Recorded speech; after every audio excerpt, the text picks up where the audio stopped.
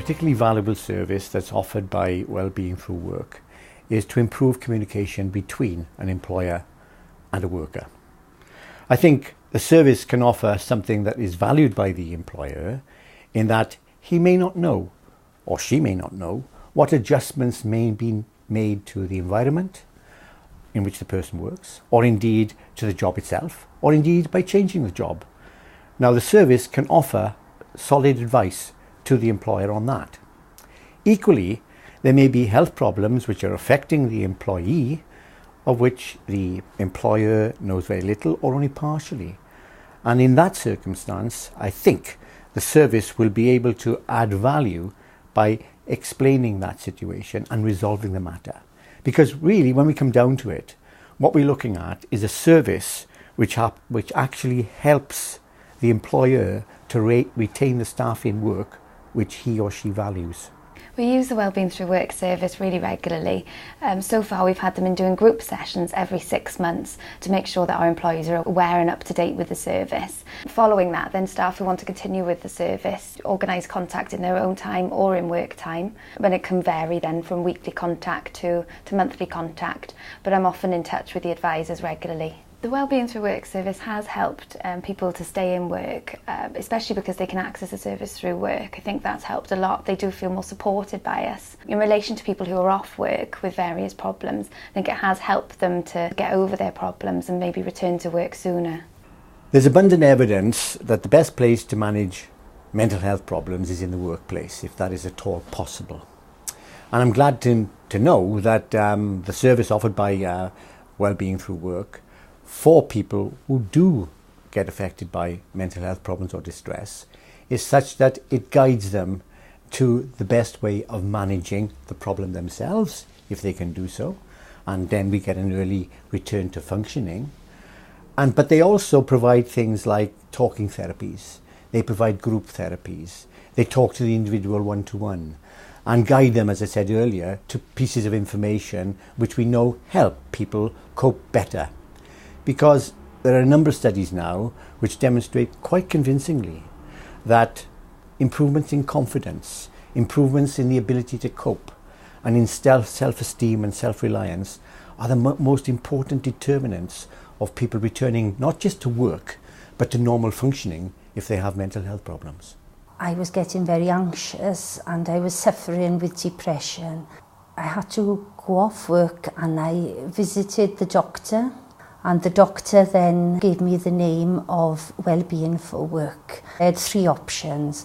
One was to have a telephone session, a one-to-one session, or I could have a group course. And I asked, could I have them all? Because it was as if I had the most big fight of my life on. I was feeling really, really low. I didn't think I'd ever get better. After having attended 5 sessions from the Wellbeing group sessions, it did take me the 5 to get better, but each session benefited me. I've got a toolbox that I will be able to access and I will be able to pull out all the bits of help that I was given throughout the course to help me control my life. Going through the course, it's made me feel that I am worth looking after. I have changed. They give me back my confidence. In fact, I think I'm more confident now than I've ever been. Over the past few years, there's been more and more evidence demonstrating the health benefits of people being at work. Equally, we've known for some time the adverse effects on people's health of being out of work, and that sometimes results in increased rates of suicide, certainly higher levels of mental illness for people who've been out of work for some time.